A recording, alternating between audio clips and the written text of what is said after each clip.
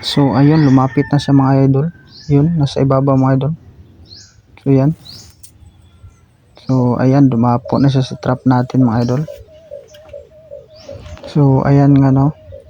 So sa tingin ko ay pag dalawa to sila,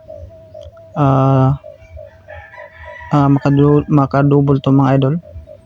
Kasi nakita naman natin na hindi niya napansin na ano na siya, nasilo na siya mga idol.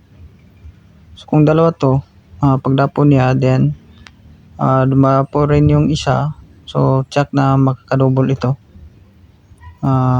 Yan nga no. Hindi niya talaga niya napansin na ano siya, nasilo na siya.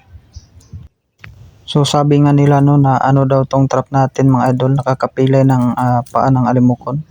So marami na po ang nahuli ko ng trap na to mga idol. So sobra na ng 16 na piraso. So wala pa pong na pipilay na paa mga idol sa nahuli ko mga idol.